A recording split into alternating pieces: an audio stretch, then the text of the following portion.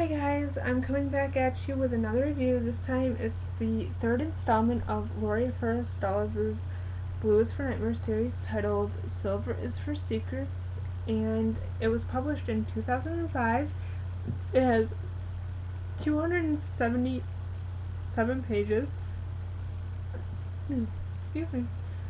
And the font looks like this.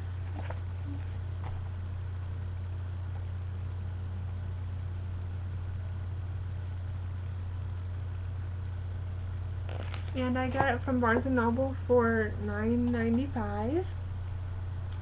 And again, I just want to say I love these covers. If you haven't read the series yet, you do not know the meaning, the double meaning behind the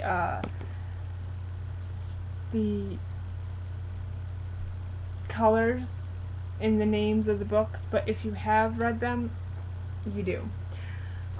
Again, like I just said, I absolutely love these covers. They're simple enough to draw the reader in. The book is medium paced, and it picks up the summer of the gang's senior year. They have decided to rent a beach house for the summer, so they are all living together. And that is Stacy, Drea, Amber, Chad, PJ, and Jacob. If you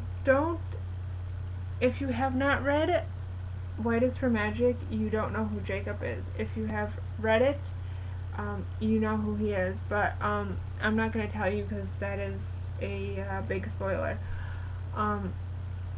Stacy's nightmares come back to her. She thought they were over, and she thought she was done with them after the second book, but unfortunately they come back over the summer, and she has to deal with trying to find this mystery person who happens to be a girl named Carla, and that is not a spoiler. It says it right on the back of the book. So she has to find Carla and stick with her and try to keep her safe. Or, well, there's a twist in there somewhere, as there always is in this series. And Jacob starts acting weird, keeping things from Stacy throughout the book. The first time everybody meets, that would be my phone going off, I'm sorry guys. The first time everybody meets Carla, Amber's the one to say, hey, you look familiar, but she can't place the face, but she does realize that this girl looks familiar and she may know her from someplace.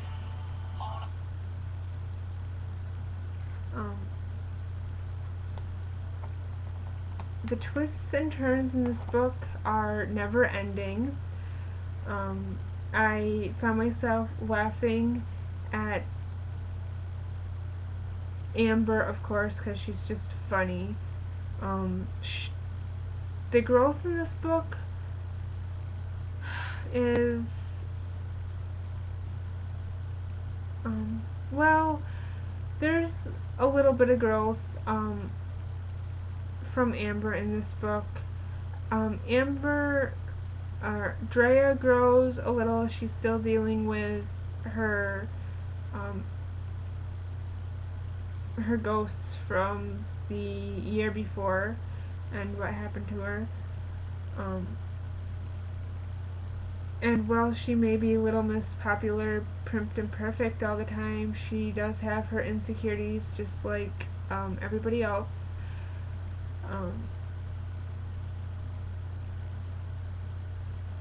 Chad is still Mr. Macho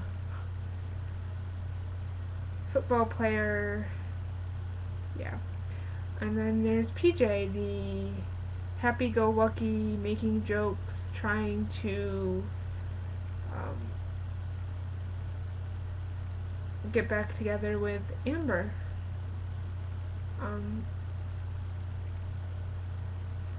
I think in this book he grows the most. He he really does. Stacy grows a lot, realizing that maybe well, she doesn't like the way Jacob's acting. Um, that it's okay. He will come around and eventually open up to her again.